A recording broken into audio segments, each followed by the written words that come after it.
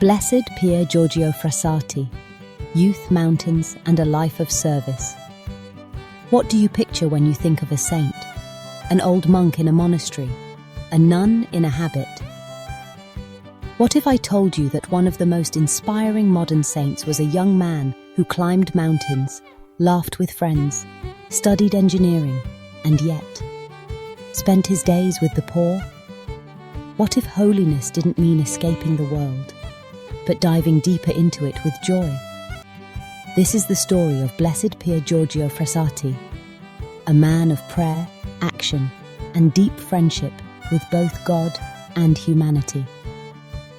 He proves to us that you don't have to wait until you're older to make your life a gift. Let's explore his life and discover why Pope St. John Paul II called him the man of the Beatitudes. Pier Giorgio was born in 1901 in Turin, Italy. His family was wealthy, intellectual, and politically influential. But young Pier Giorgio had a heart that beat for something more.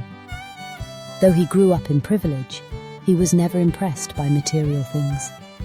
From a young age, he showed deep compassion for the poor, giving away his train money, his shoes, even his coat to those in need.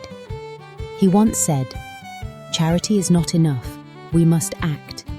We must get to the root of the problem." And he did.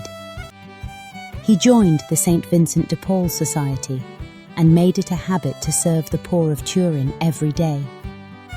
His friends would often find him missing class because he was caring for a sick neighbour or delivering food to a struggling family.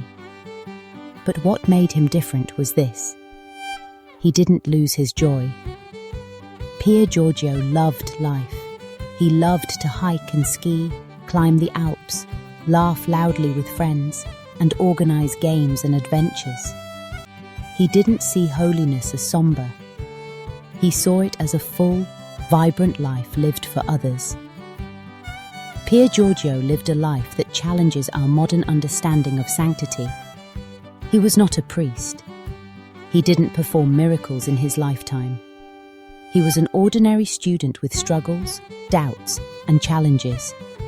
But he had an extraordinary heart. His holiness wasn't flashy. It was in the way he treated people, the way he saw Christ in the poor, the way he united prayer and action, the way he climbed mountains and still knelt in humility. He had a deep interior life. He prayed the rosary daily, attended Mass often, and adored Christ in the Eucharist. But he didn't retreat into a bubble. He brought that faith into every part of his life. To live without faith, without a heritage to defend, without battling constantly for truth, is not living, but existing. That's what Pier Giorgio believed, and that's how he lived.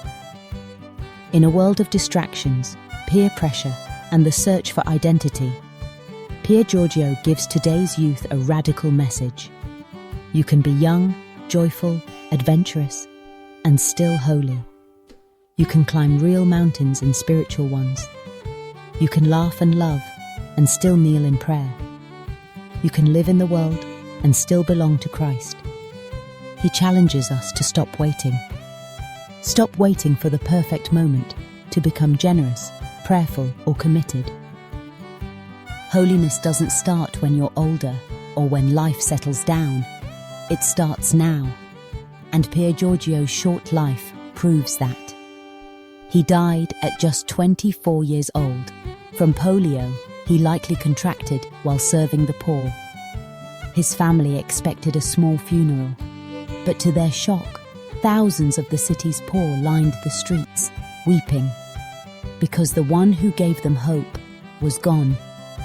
Blessed Pier Giorgio Frassati left behind no great books or theology, only a life of simplicity, of silent sacrifice, of mountaintop joy and humble service. And today, his story whispers to you, you are not too young, not too ordinary, not too late. You are called to holiness, to mission, to love. So go, Climb mountains, both real and spiritual. Serve others. Pray deeply. Laugh freely. And like Pier Giorgio, live life with this motto engraved on your heart. Verso l'alto. To the heights, let his life be your compass. Let his joy be your light.